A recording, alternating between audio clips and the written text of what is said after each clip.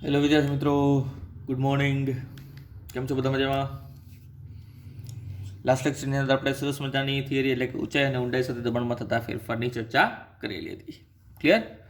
આજે બીજી પણ એક ઇન્ટરેસ્ટિંગ ચર્ચા આજે આપણે કરવાના છીએ, પણ એના પહેલાં એક નાનકડી એવી ટચુકડી એવી ચર્ચા છે, વાર્તા છે. એ વાર્તા વિશે થોડીક જાણકારી મેળવી લઈએ, જેનું નામ છે મિત્રો હાઇડ્રોસ્ટેટિક પેરાડોક્સ. હવે ઇંગ્લિશ નામ જોઈને આપણને એવું લાગે કે ઓહો કંઈક હશે, કાંઈ છે નહીં. પપલું જેવી થિયરી છે, નાનકડી એવી. શું કહેવા માગે છે ચલો જોઈએ. એક આકૃતિ દોરું છું. આ તો જૂનો પોર્શન છે આપણો લાસ્ટ લેક્ચરનો. ક્લિયર? એને અત્યારે આપણે ધ્યાન બનાવી દઈએ. એક નાનકડી એવી આકૃતિ દોરું છું મિત્રો, જોજો. એક નળી છે મારી પાસે આવી, અથવા કોઈ એક પાત્ર છે. પાત્ર કેવું છે? આવું છે. ક્લિયર? બીજું પાત્ર છે મિત્રો આવું,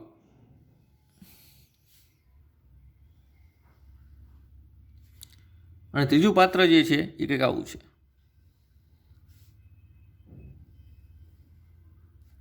ક્લિયર? ત્રીજું પાત્ર આવું છે. આ ત્રણેય પાત્રને એકબીજા સાથે કનેક્ટ કરી દો, તો કે કરી દીધા કનેક્ટ. હાલો, કનેક્ટ કરી દીધા. વ્યવસ્થિત જોડી દો કે નીચે નળી એવી જગ્યા રહે, આ નળી જેવી જગ્યા રહે. ખબર છે ત્રણેયનું આડછેદના ક્ષેત્રફળ અલગ અલગ છે. જુઓ, ત્રણેયનો આકાર અલગ અલગ છે. ક્લિયર? તો ચલો, કોઈ પણ એક સાઈડથી પાણી રેડવાનું શરૂ કરો. ધારો કે આ સાઈડથી અથવા વચ્ચેથી અથવા આ સાઈડથી કોઈ પણ જગ્યાથી પાણી રેડવાનું શરૂ કરો, તો પહેલાં સંયુક્ત રીતે આખી નળી ભરાઈ જશે, નીચેનો ભાગ તળિયું ભરાઈ જશે આખું. પછી ધીમે ધીમે ધીમે ત્રણેય પાત્રની અંદર એક સાથે તરલ ભરાવાની શરૂઆત થશે.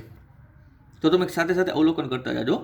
જેમ જેમ પાત્રમાં તરલ ભરાતું જાય ને, પ્રવાહી ભરાતું જાય ને, એમાં એક સરસ મજાનું અવલોકન કરતા જાજો કે અહીંયા પ્રત્યેક પાત્રમાં, એટલે કે ભલે અલગ અલગ આકારના પાત્ર છે, પાત્ર નંબર એ, પાત્ર નંબર બી, પાત્ર નંબર સી, ત્રણેય અલગ અલગ આકારના પાત્ર હોવા છતાં ત્રણેયની અંદર તરલની ઊંચાઈ સમાન રીતે વધતી હશે. જેમ જેમ તરલ ભરાતું જશે એમ ત્રણેયની અંદર તરલની ઊંચાઈ સમાન રીતે વધતી હશે. ક્લિયર? ધારો કે આપણે કોઈક ઊંચાઈ સુધી પાત્રને ભરીએ છીએ, પછી બંધ કરી દઈએ છીએ. ધારો કે આપણે આટલી ઊંચાઈ સુધી પાત્રને ભરીએ છીએ, આટલી ઊંચાઈ સુધી, તો ત્રણેયની અંદર એટલી જ ઊંચાઈ ભરાશે. ત્રણેયની અંદર એટલું જ તરલ ભરાશે. ચલો, તરલ શું છે? તરલ. બોલો બોલો. તરલ. હા, તરલ. તો ત્રણેયની અંદર સરખી જ ઊંચાઈનું તરલ ભરાશે. એનો મતલબ શું થયો? પાસ્કલનો નિયમ અહીંયા પણ ફોલો તો થાય જ છે ભાઈ. આપણે કીધું ને, પ્રવાહીમાં કોઈ પણ બિંદુએ દબાણ સમાન હોય. ક્લિયર? તો અહીંયા વાતાવરણ સાથે ઇન્ટરેક્ટ કરશે. ઉપર એ વાતાવરણ છે, અહીંયા એ જ વાતાવરણ છે, અહીંયા એ જ વાતાવરણ છે. ક્લિયર? વાતાવરણ બદલાતું નથી. એટલે માટે દરેક બિંદુએ પાત્રમાં ઉપરની બાજુએ દબાણ કેવું હશે? સમાન હશે. એટલે પાત્રનો આકાર કે ક્ષેત્રફળ તેના પર ક્યાં આધારિત જ નથી. તો આ જે હકીકત છે મિત્રો, આ જે ઘટના છે, આને જ હાઇડ્રોસ્ટેટિક પેરાડોક્સ કહેવાય. શું કહેવાય? હાઇડ્રોસ્ટેટિક પેરાડોક્સ કહેવાય. તો લખીએ મિત્રો, હાઇડ્રોસ્ટેટિક પેરાડોક્સ એટલે શું છે? તો કે ભાઈ, પ્રવાહીમાં કોઈ પણ બિંદુએ દબાણ પાત્રના આકાર કે ક્ષેત્રફળ પર આધારિત ના હોય તેને હાઇડ્રોસ્ટેટિક પેરાડોક્સ કહે છે. શું કહે છે મિત્રો? Hydrostatics paradox. તો જો, ત્રણેય પાત્રની અંદર સરખું પાણી તો નથી જ ભરાતું. ક્લિયર? ત્રણેયની અંદર અલગ અલગ જથ્થાનું, અહીંયા પાણી સહેજ ઓછું છે, અહીંયા સૌથી વધારે છે, અહીંયા બેની વચ્ચેનું છે. એટલે દ્રવ્યનો જથ્થો ત્રણેયની અંદર સમાન નથી. ક્લિયર? પણ બધા પાત્રના તળિયે પ્રવાહી જે છે એ સમાન દબાણ લગાડતું હોય, એટલા માટે ત્રણેયની ઊંચાઈ કેવી રહેશે? સમાન હશે. ક્લિયર? તો આપણે લખી દઈએ, આ છે હાઇટ ઓફ એ,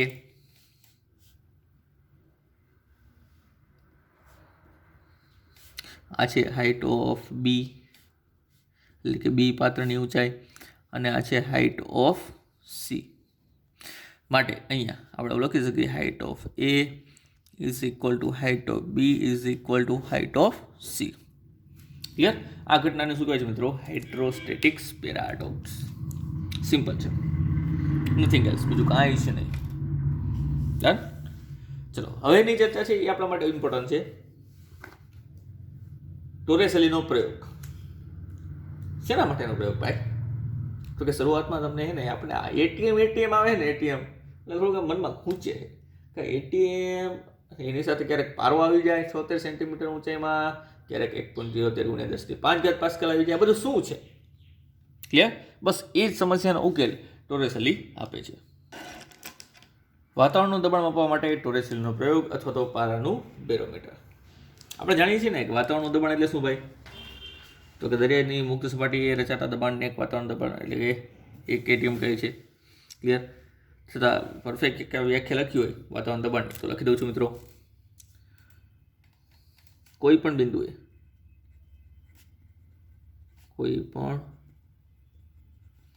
બિંદુએ વાતાવરણનું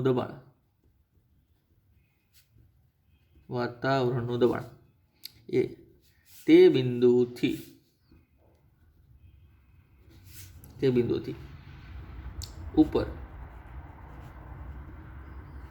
વાતાવરણની ટોચ સુધીની હવાના એકમ આડછેદના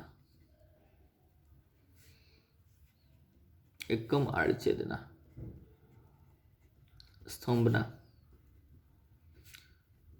વજન જેટલું હોય છે. તો આ થઈ એક વાતાવરણ દબાણની વ્યાખ્યા. એટલે સિમ્પલ વસ્તુ. ધારો કે મિત્રો કોઈ તમે મુક્ત સપાટી વિચારો તો દરિયાઈ સપાટી વિચારો છો. ક્લિયર? ચલો આકૃતિ દોરીને સમજાવવું વ્યવસ્થિત એટલે વધારે ક્લિયર થશે. ધારો કે મિત્રો તમે કોઈ એક મુક્ત સપાટી છે, આ છે દરિયાની મુક્ત સપાટી. ક્લિયર? ઉપર શું છે ભાઈ? તો કે હવા અને હવા. ક્લિયર? હવે તો કે એક એટીએમ આપણે માપવું છે ને, એક એટીએમ બરાબર 1.03 × 10⁵ પાસ્કલ. તો હવાના સ્તંભની ઊંચાઈ લઈ. સ્તંભ કેટલો લેવાનો છે? એક વાતાવરણની ટોચ સુધી એટલે ઊંચાઈ સુધી. પણ આ જે એનો આડછેદ છે, આડછેદનું ક્ષેત્રફળ મિત્રો 1 મીટર સ્ક્વેર હોવું જોઈએ. કેટલું હોવું જોઈએ? 1 મીટર સ્ક્વેર. 1 મીટર આડછેદના ક્ષેત્રફળ દીઠ આખે આખો જે સ્તંભ છે એ સ્તંભ એ પાણીની મુક્ત સપાટી જે સપાટીને લંબરૂપે બળ લગાડતું હોય એ સપાટીને લંબરૂપે લગાડતા બળને જ વાતાવરણ દબાણ એટલે કે PATM કહેવાય છે. ક્લિયર? એની બેઝિક સમજ છે. આપણે સિમ્પલ વસ્તુ એવું યાદ રાખવું હોય તો દરિયાની મુક્ત સપાટીએ ઉદ્ભવતા દબાણને વાતાવરણીય દબાણ અથવા તો એક એટીએમ કહે છે. જેના અમુક રિલેશન આપણે જાણીએ છીએ. કયા રિલેશન? તો કે ભાઈ એક એટીએમ બરાબર 1.013 × 10⁵ પાસ્કલ અથવા તો આપણે આવું પણ લખીએ છીએ 76 સેન્ટીમીટર ઓફ Hg એટલે પારાનું દબાણ. હા, બસ આમાં આપણને રસ છે. આપણને માત્ર આમાં છે કે ભાઈ તમે એક વાતાવરણ દબાણને કેમ 76 સેન્ટીમીટર ઓફ પારાના દબાણ સાથે સરખાવો છો અને કેમ તેને 1.013 × 10⁵ પાસ્કલ કહો છો. બસ આનું સોલ્યુશન આજે આપણે મેળવવું છે. ક્લિયર? એનું સોલ્યુશન મેળવવા માટે કાંઈ નથી કરવાનું મિત્રો. એક સરસ મજાની એક એક્સપેરિમેન્ટલ રચના તૈયાર કરવાની છે. આપણે નહીં, ટોરેસેલીને. એ તો નવરો હતો ભાઈ ઘણા સમય પહેલાં. ક્લિયર? એટલે બેઠા તને વિચાર આવ્યો. એટલે એને એક પાત્ર લઉં અને પાત્રની અંદર પારો ભરું. શું ભર્યું? પારો. તો એને એક સરસ મજાનું પાત્ર લીધું. આવી જા પાત્ર ભાઈ. તો પાત્ર આવી ગયું. પાત્રની અંદર શું ભર્યું? તો કે Hg એટલે કે પારો. આની અંદર ભરી દીધું Hg એટલે કે પારો. ક્લિયર? ચલો હવે આખો પારો સમતુલ્ય ભરાઈ ગયો છે, સંપૂર્ણ રીતે ભરાઈ ગયો છે. ક્લિયર? તો આ છે તેની મુક્ત સપાટી. મુક્ત સપાટી એવી રીતે જ બનેલી હશે, એ રીતે જ આકાર એને બનાવેલો હશે ને એ રીતે જ પાત્રમાં ઊંચાઈ એને પ્રાપ્ત કરેલી હશે કે જેથી અહીંયા વાતાવરણ દ્વારા સપાટીને લંબરૂપે લાગતું બળ એટલે કે PATM અને સામે પારા દ્વારા વાતાવરણ તરફ લાગતું સપાટીને લંબરૂપે લાગતું બળ એટલે પી ઓફ એચ એ બંને સમાન મૂલ્યના થાય. ક્લિયર? એટલે એટલી ઊંચાઈ પારો અટકી જશે. પછી એનાથી વધારે પણ ઊંચાઈ પ્રાપ્ત નહીં કરે ને એનાથી નીચો પણ નહીં આવે. બંને બાજુ સપાટીને લંબરૂપે લાગતા બળો સમાન થઈ જાય એટલે કે દબાણ સમાન થઈ જાય ત્યાં સુધી પારો અમુક ઊંચાઈ પ્રાપ્ત કરશે પાત્રની અંદર, પછી નહીં, પછી અટકી જશે. ક્લિયર? તો પીએટીએમ શું કામ લીધું? તો કે આ ભાઈ છે ને નવરો હતો ને તે દરિયાકાંઠે ગયો.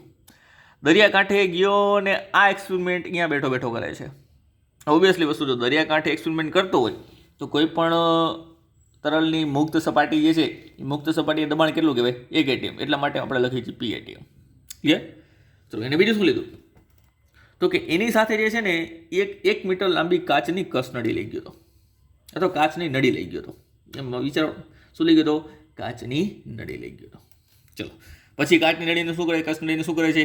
એ કાચની કસનળી આખી એ ઊંધી આ પાત્રમાં ડૂબાડે છે. ઊંધીઓ એટલે ખુલ્લો છેડો જે છે એ અંદર આવવો જોઈએ. કઈ રીતે? તો કે ભાઈ આ રીતે એ કાચની કસનળી જે છે અથવા કાચની નળી છે એ કાચની નળીને એ પાત્રમાં ડૂબાડે છે. ખુલ્લો ભાગ ક્યાં આવવો જોઈએ? અંદરની બાજુ. આ એવો ખુલ્લો ભાગ ક્યાં એવો? અંદરની બાજુ. આ છે કાચની નળી. સાથે સાથે અંદરના ભાગમાં શૂન્ય અવકાશ પણ ક્રિએટ કર્યું. અંદર કાંઈ નહીં એટલે શૂન્ય અવકાશી આ છે કાચની નળી. હવે વિચારજો, તમે કસનળીને અંદર ડૂબાડો છો. ક્લિયર? તો આ સમગ્ર જગ્યાએ તો શું ભરેલું છે ભાઈ? તો આ સમગ્ર જગ્યાએ તો ભાઈ પારો ભરેલો છે. આ સમગ્ર જગ્યાએ શું ભરેલો છે? પારો ભરેલો છે, આપણને ખબર છે. હવે એ પારો ધીમે ધીમે સપાટી ઉપર એટલે કે કસનળીની અંદર એન્ટર થવાની ટ્રાય કરશે પહેલાં અહીંયા સુધી. ક્લિયર? હવે જુઓ, અહીંયા પારા દ્વારા ઉપરની બાજુ કસનળીની અંદર સપાટીને લંબરૂપે બળ લાગશે. તો કે યસ, લાગે હો ભાઈ, લાગે, વ્યવહારે લાગે. ઉપર તરફ શું લાગશે? સપાટીને લંબરૂપે બળ, જેને આપણે પી ઓફ એચ જી કહીએ છીએ. સપાટીને લંબરૂપે લાગતું બળ એટલે દબાણ, બીજું કાંઈ નહીં. એટલે પારો ઉપર ચડવાની શરૂઆત કરશે. તો ઉપર ઇક્વેશન સર આની જેમ તેને અવરોધોવાળું બળ ન હોય બીજું, એટલે કે ત્યાં પણ ઉપરની તરફ દબાણ નહીં લાગે. કેમ? તો કે આખી કાચની નળી તો ખાલી છે. અહીંયા તો આજુબાજુ હવાના કણો હતા એટલે કે વાતાવરણ હતું. તો વાતાવરણ દ્વારા જે દબાણ ક્રિએટ થતું હતું એ પીએટીએમ હતું. એટલા માટે પારાની સપાટી અટકી ગઈ હતી. પણ અહીંયા તો ઉપર કાંઈ છે નહીં. ક્લિયર? તો પારો એક જ સાઈડથી બળ લગાડે છે. એક જ સાઈડથી બળ લાગે તો અહીંયા પારાની સપાટી જે છે એ ધીમે ધીમે શું થશે? ઉપર ચડશે. ઉપર ચડશે એને અનુરૂપ કંઈક ઊંચાઈ પ્રાપ્ત થતી જશે. ધારો કે એ પારો આટલી ઊંચાઈ પહોંચે છે. કેટલી ઊંચાઈ? આટલી ઊંચાઈ. એ પારો આટલી ઊંચાઈ પહોંચે છે. પછી એનાથી ઊંચાઈ આગળ વધતી નથી. એટલે પારો એનાથી આગળ પછી જતો નથી. કેમ આવું થયું? તો કે પારો જો આટલો ભરાણો હોય, ક્લિયર, તો જેમ જેમ ઉપર જતો જાય પારો એમ એ હવે નીચેની તરફ પણ બળ લગાડતો જાય ને, ઊંચાઈને અનુરૂપ લાગતું બળ એટલે કે દબાણ, જેને આપણે પી કહીએ છીએ, જે ગેજ દબાણ જેટલું હોય. કેટલી ઊંચાઈ પ્રાપ્ત કરી? ધારો કે એચ જેટલી ઊંચાઈ પ્રાપ્ત કરે છે. કેટલી ઊંચાઈ? એચ. તો જેમ જેમ ઊંચાઈ વધતી જાય મિત્રો એમ દબાણ વધતું જાય કે ન વધતું જાય? તો બરોબર છે સર, વધતું જાય. કેમ? તો કે પી બરાબર રો જી એચ થાય. પી બરાબર રો જી એચ, રો અચળ, જી અચળ, એચ વધે છે. એચ વધે છે તો નીચેની તરફ સપાટીને લંબરૂપ લાગતું બળ એટલે કે દબાણ એ પણ શું થાય? વધતું જાય. જ્યારે ઉપર તરફ ઉદ્ભવતું ગેજ દબાણ અને અહીંયા સપાટીને લંબરૂપે લાગતું પારા વડે દબાણ એ બંને સમાન થઈ જશે. એટલે પારો ઊંચાઈ પ્રાપ્ત કરતો બંધ થઈ જશે. ક્લિયર? એટલે અમુક ઊંચાઈ આવીને શું થશે? અટકી જશે. ચલો, અમુક ઊંચાઈ એચ જેટલી ઊંચાઈ આવીને અટકી ગયો. સમજો મિત્રો, આ સમગ્ર પ્રેક્ટિકલ એ દરિયાકાંઠે બેઠો બેઠો નવરો છે એટલા માટે કરે છે. ક્લિયર? આપણે દરિયાકાંઠે જવાનું નથી આ પ્રેક્ટિકલ કરવા માટે.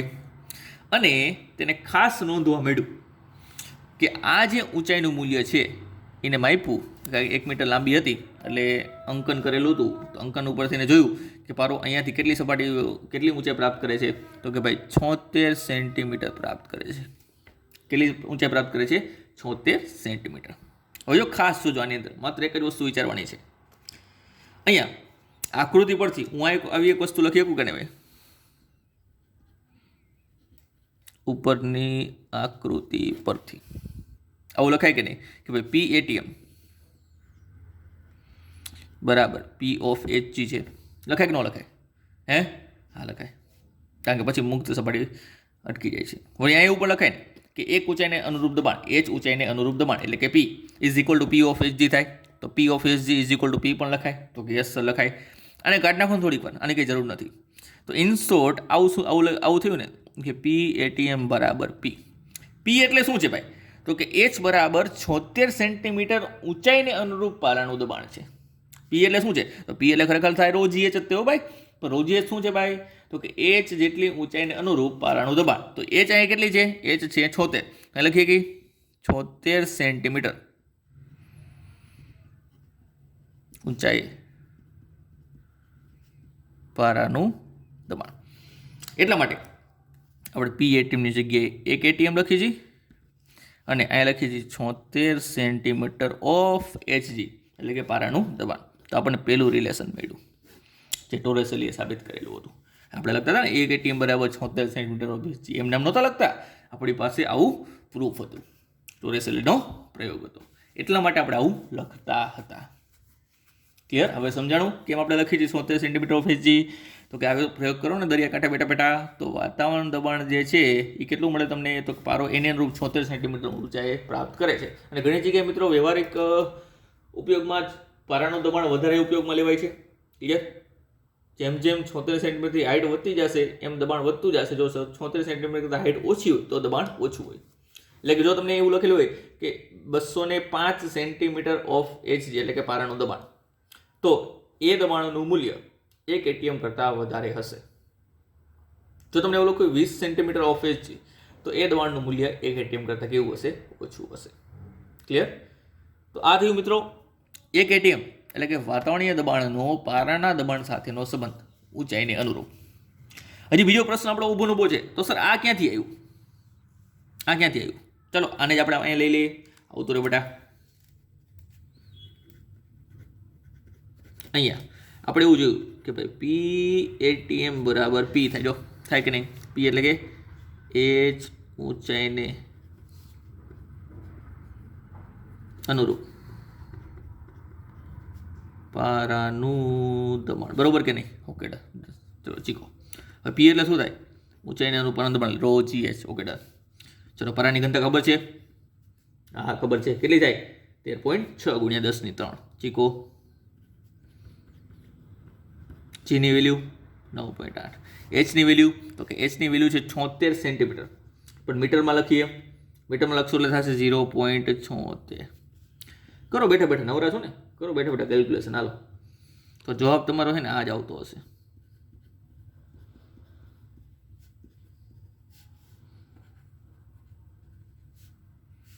PATM બરાબર 1.013 × 10⁵ પાસ્કલ એટલે કે 1 ATM. PATM એટલે 1 ATM બરાબર 1.013 × 10⁵ પાસ્કલ અથવા તો ન્યૂટન પ્રતિ મીટર સ્ક્વેર બે ચાલે, કારણ કે બંને જે છે એના એસઆઈ એકમ જ છે. ખબર પડી કે આ ક્યાંથી આવ્યું? ક્લિયર? તો આપણે જે શરૂઆતમાં લખી દીધું ને કે દબાણના એકમોની અંદર બાર આવે, ATM આવે, પારાનું દબાણ આવે, ટોર આવે. ક્લિયર? આ બધી જ વસ્તુ આવે. તો એવી જ રીતે મિત્રો આ જેમ 1 ATM પારાના દબાણમાંથી ટોરેસેલીએ તાર્યું કે 1 ATM બરાબર 1.013 × 10⁵ પાસ્કલ થાય અથવા તો 76 સેન્ટીમીટર ઓફ Hg થાય. એવી રીતે મિત્રો 1 mm Hg એટલે કે પારાને સમતુલ્ય દબાણ જે છે એને ટોરેસેલી કહેવાય. 1 mm Hg ને સમતુલ્ય દબાણ. જેમ આ 76 સેન્ટીમીટર ઓફ Hg ને અનુરૂપ 1 ATM કહેવાય છે, એવી રીતે 1 mm Hg ને અનુરૂપ જે દબાણ છે એને 1 ટોર કહેવાય છે. આપણે જોયું હતું ને 1 ટોર બરાબર 133 પાસ્કલ. યાદ છે કે નહીં? ચલો લખી દઉં છું. તો 1 ટોર એટલે શું થાય? આની જેમ જ લખું છું. 1 ટોર એટલે ભાઈ 133.8 એટલે આપણે 133 લખી પાસ્કલ થાય. પણ ખરેખર શું છે? તો કે ભાઈ 1 mm ઓફ H એટલે 1 mm જેટલી ઊંચાઈ પારાનું દબાણ હોય ને એને 133 પાસ્કલ કહેવાય. પણ આનો પ્રયોગ અલગ છે. આ તો માત્ર જાણકારી માટે છે, એટલા માટે આપણે લખેલું છે. ક્લિયર? તો આ થઈ મિત્રો વાતાવરણનું દબાણ માપવા માટે પારાનું બેરોમીટર, જે ટોરેસ નામના વૈજ્ઞાનિકે બનાવેલું હતું. ક્લિયર? એ સિવાય પારાના દબાણ માટે ઘણા મેનોમીટર પણ વપરાય છે. અને આપણે જે સ્ટડી કરવાનું છે એમાંનું એક એની છે મિત્રો યુટ્યુબ મેનોમીટર. શું છે? યુટ્યુબ, વિડીયો નહીં, યુટ્યુબ મેનોમીટર. યુટ્યુબ ચેનલ નહીં, યુટ્યુબ મેનોમીટર. ક્લિયર? આ તો થયું પારાનું બેરોમીટર, જે વાતાવરણનું દબાણ માપે છે, એક એટીએમ બંને રીતે. હવે આપણે જોઈએ અનધર, જો બીજું કોઈ વસ્તુનું તમારે દબાણ માપવું હોય તો એના માટે કયું સાધન વપરાય છે? તો એના માટે મિત્રો વપરાય છે યુટ્યુબ મેનોમીટર. YouTube manometer. તો ચલો ચર્ચા કરી, નાનકડી છે ચર્ચા એના વિશે પણ. હવે તો જોઈએ મિત્રો ખુલ્લી નળીવાળા યુટ્યુબ મેનોમીટર. શું છે યુટ્યુબ મેનોમીટર? કાંઈ જ નથી મિત્રો, સિમ્પલ. યુટ્યુબ છે ને ભાઈ, તો ટ્યુબ એટલે નળી, યુ આકારની નળી, યુ આકારની નળી લઈ લીધું. હવે આવું ક્યાં જોવા મળતું જનરલી? તો તમે ઘણી જગ્યાએ છે ને આ લોકો મિસ્ત્રી કામ કરતા હોય અથવા કડિયા કામ કરતા હોય ને, તો પાણીની નળી જે આવે એની મદદથી લેવલ ચેક કરતા હોય. યાદ છે તમને? એ કેમ પાણીનો જ ઉપયોગ કરે છે? ગમે એવી નળી લ્યો ને તેમાં પાણીનું લેવલ અલગ અલગ ભૂજામાં ભલે અલગ અલગ આકાર હોય તો પણ એ પાણીનું લેવલ તો સરખું જ રહે, સમક્ષિતિજ જ રહે. એટલા માટે એ પાણીની નળીનો ઉપયોગ કરે છે. ક્લિયર? એટલે યુટ્યુબ મેનોમીટર એને જ કહેવાય, એ કંઈ નવી વસ્તુ નથી. તો યુટ્યુબ મેનોમીટર કેવું દેખાય? તો કાંઈ નહીં ભાઈ, યુ આકારનું હોય. કેવું હોય? યુ આકારનું. તો આ છે યુ આકારનું.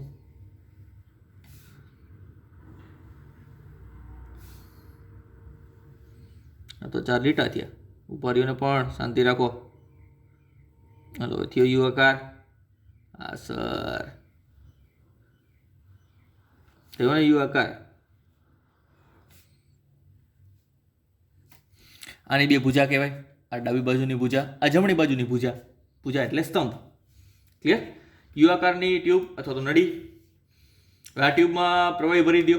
પ્રવાહી તરીકે તમે આલ્કોહોલ પણ લઈ શકો છો, પારો પણ લઈ શકો છો અને પાણી પણ લઈ શકો છો. ક્લિયર? મોટાભાગે પારાનો ઉપયોગ વધારે થતો હોય, પારા અને આલ્કોહોલનો. પણ આપણે અહીંયા જનરલી પાણી તરીકે ચર્ચા કરીએ. ધારો કે મિત્રો એક સાઈડથી પાણી રેડવાની શરૂઆત કરો. ચલો એક સાઈડથી પાણી રેડવાની શરૂઆત કરો તો આપણે ખબર છે સૌથી પહેલાં શું ભરાય? તો કે ભાઈ તળિયું ભરાય, પછી તળિયું, પછી તળિયું, પછી તળિયું, પછી ધીમે ધીમે ધીમે ધીમે ધીમે પાણી ઉપર ચડતું જાય. સાથે અહીંયા પણ ચડતું જાય ને ભાઈ. તો એક સમયે બંનેની ઊંચાઈ એક સરખી બને એ રીતે પાણી ઊંચાઈ પ્રાપ્ત કરશે. કરે કે ન કરે? યસ, કરે. એનો મતલબ શું થયો કે આ સપાટીએ જેટલું દબાણ હશે એટલું દબાણ આ સપાટીએ હશે. ક્લિયર? અહીંયા તો આડછેદ સમાન છે ને, તમારે તો એ વિચારવાનું નથી, આડછેદ પણ સમાન છે. તો આ સપાટીએ દબાણ ધારો કે પી એ છે, આ સપાટીએ દબાણ પી વી છે, કારણ કે એ છેડો છે, આ બી છેડો છે. તો અહીંયા મેન યુટ્યુબ મેનોમીટરનો સિદ્ધાંત જ છે કે ડાબી બાજુનું દબાણ અને જમણી બાજુનું દબાણ એ બંને સમાન હોય છે. એ બંને કેવા હોય છે? સમાન હોય છે. ક્લિયર? તો લખીએ કે ડાબી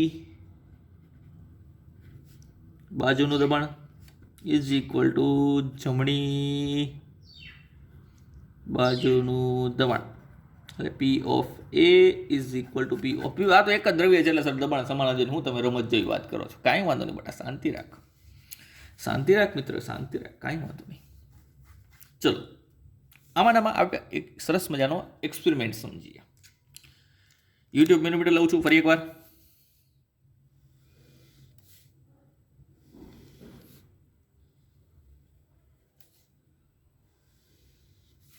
આ વખતે થોડીક નળી પતલી કરી નાખેલી છે. ચલો યુટ્યુબ મેનોમીટર ઉપર ઢાંકીને દો, મુક્ત છેડા હોય, ખુલ્લા છેડા હોય, ઢાંકી નથી દેવાનું તમારે અહીંયાથી. હવે ધારો કે પહેલાં પાણી જે છે મિત્રો અથવા પ્રવાહી જે છે એ આટલી ઊંચાઈ હતું, સેમ ઊંચાઈ, આટલી ઊંચાઈ હતું. હવે આ છેડેથી તમે ફૂંક મારો છો. શું મારો છો? ફૂંક મારો. ફૂંક મારો. ક્લિયર? એનો મતલબ શું? આ જે પાણીની મુક્ત સપાટી છે ડાબી બાજુ એ છેડે. ક્લિયર? અહીંથી તમે ફૂંક મારો છો તો આ સપાટી ઉપર દબાણ ક્રિએટ થાય કે ન થાય? એટલે અહીંયા તમે આડછેદને લંબરૂપે આ સપાટી ઉપર એટલે પાણી ઉપર દબાણ લગાડો છો કે નહીં? યસ. તો શું થશે? તો કે સર આ સપાટી નીચે આવે, આ ઉપર આવે. થાય કે ન થાય? તો હવે લેવલ કંઈક આવું મેન્ટેન થશે ને ભાઈ. તો હવે આ પાણીની સપાટી નીચે આવી ગઈ, આ પાણીની સપાટી ઉપર આવી ગઈ. તો હવે બંને વચ્ચે હાઇટ ડિફરન્સ છે. હવે બંનેની ઊંચાઈ સમાન છે નહીં. કેટલો ડિફરન્સ છે ચેક કરો. ચલો રેફરન્સ તરીકે આટલી સપાટી લઈ લ્યો તો હાઇટ ડિફરન્સ આટલો છે, આટલો હાઇટ ડિફરન્સ છે. અને હાઇટને અનુરૂપ જે દબાણ ઉદ્ભવે એનું સૂત્ર તમારી પાસે છે ρgh. હવે તમે અહીં જે ફૂંક મારેલી છે, તમે શું મારેલી છે સર? ફૂંક મારેલી છે. ફૂંક એટલે રજકણો દોરો ફૂંકના. ચલો ફૂંક મારી.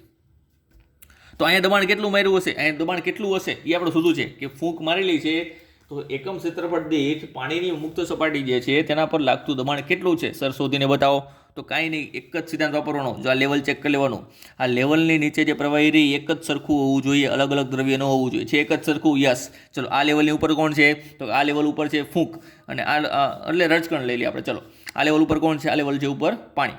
તો સિદ્ધાંત શું છે મિત્રો અહીંયા? સિદ્ધાંત તો કે ડાબી બાજુનું દબાણ બરાબર જમણી બાજુનું દબાણ. ડાબી બાજુની અંદર એટલે આપણા દ્વારા લગાવવામાં આવેલ ફૂંકનું દબાણ. આપણે કેટલા પ્રેશરથી ફૂંક લગાડેલી છે તો થોડુંક સિદ્ધાંત તરીકે સારી ભાષામાં લખવું પડે હો ભાઈ, એટલા માટે હું લખું છું. ઇઝ ઇક્વલ ટુ જમણી બાજુ શું છે? તો કે h ઊંચાઈને અનુરૂપ